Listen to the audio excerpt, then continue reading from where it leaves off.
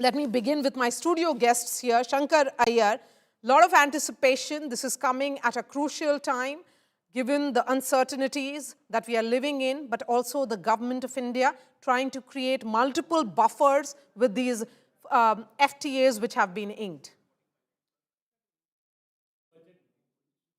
Essentially, a financial statement has become the Santa Claus moment for the Indian economy. So everybody expects something in the stockings and some booty will come. And this year, obviously, there is a lot of expectation because we are sort of situated in a K-shaped economy. There are those who have done well, and then there are the factors, those who have not done well. The other way to look at it is the domestic economy seems to be doing okay, but we face a lot of external threats. So we look at rupee. We are the fastest growing economy with the lowest inflation, and yet the rupee is getting hammered and the FIIs are selling out. Net FDI is down. So all of these are issues, what we call vectors that determine how the economy will grow, and how she addresses it with her tax policies or with allocations is what remains to be seen. Okay, so we'll be looking out for, Shankar Iyer says, will there be some kind of tax cuts, or should we be prepared for the indication which has come in particularly on the customs area, which is the custom reforms that the government seems to be ready to unveil. And interestingly, Rajiv Mantri, this time, the part B of the budget, which usually used to wrap up in just 15 minutes, is going to be read completely and totally. So to Shankar's point on customs reform, I think aligned with how India has... There she will go and Mantri, just hold on to your thoughts. with her The colleagues finance minister and after has that, now she left will her go 15 to the Safdarjung president's Road. house. After going there at President's house, she will then go to the Parliament where the cabinet meeting will take place, and after the cabinet passes the budget will be tabled at around 11 a.m. A lot of reforms, a lot of new announcements are likely to be made in this year's budget too. Remember that this is the 9th straight time that Finance Minister Nirmala Sitharaman is going to table budget there for the financial year 2026-2027. Which video journalist Ankit Singh and Piyush Mishra in Delhi, India today. Rajiv Mantri, please go ahead. So I was mentioning, alongside the trade deals that have now taken place, there should be further reforms in customs to ease the frictions, to get rid of the frictions, and to facilitate for businesses the opportunity to exploit some of the trade facilitations and liberalization that has happened.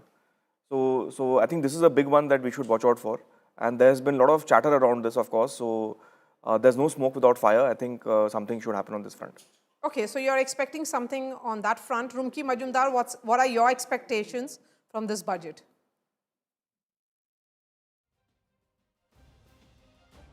Okay. Nasir Saleem, please go ahead and share your views. Good morning, Maria. Great to be back on India today. So clearly, as far as we are concerned, we track the capital markets very closely.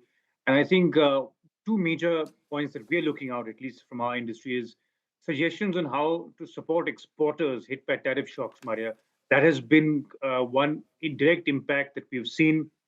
We need to see a roadmap clearly, Maria, which talks about the direct offsetting rebates for labor-intensive sectors, such as textiles, apparels, gem, and jewelry. I think all of them have suffered huge, sudden impact of tariffs. 50% tariff burden upon them has been imposed by the US. And I think that is something which also even the economic analysis shows punitive US tariff hikes, which have caused immediate and order cancellations and a lot of shipment in terms of losses.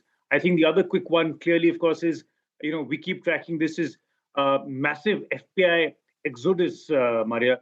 I think, that is something which we are looking forward to, a short-term mechanism that the RBI in support, with RBI, along with the finance ministry, can provide liquidity during sudden outflows. I think that is, again, something which has also been mentioned in the economic survey report, saying about, flight of capital moving out. I think, set up a foreign portfolio investor stability window is something which we can look forward to. I think those two very important things.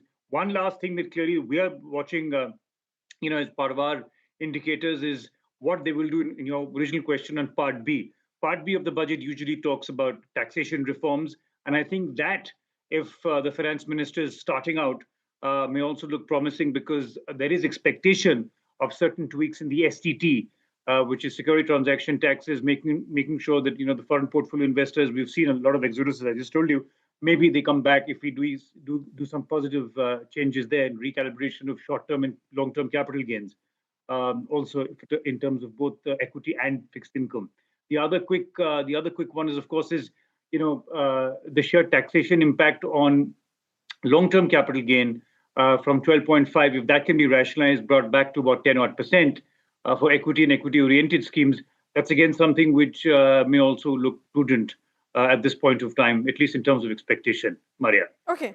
Since you spoke about the foreign direct investment or FDI, just look at the graph, viewers. How the sense certainly is that in the financial year 23-24, that is where it plateaued. With this number, $71.4 to $71.3 billion, it did go up substantially at $84.8 billion in the financial year 22, but the sense, again, it went up in financial year 25. So, Dr. Bhattacharya, do you think the big challenge would certainly be to, with all the FTAs having been inked, particularly in the last 1.5 years, the government trying to send a message that it is prepared for an unpredictable White House. That's why it has moved to other areas, opened up markets in other parts of the world. This is where the big challenge would be, that how much of FDI actually India sees. Thank you and good morning.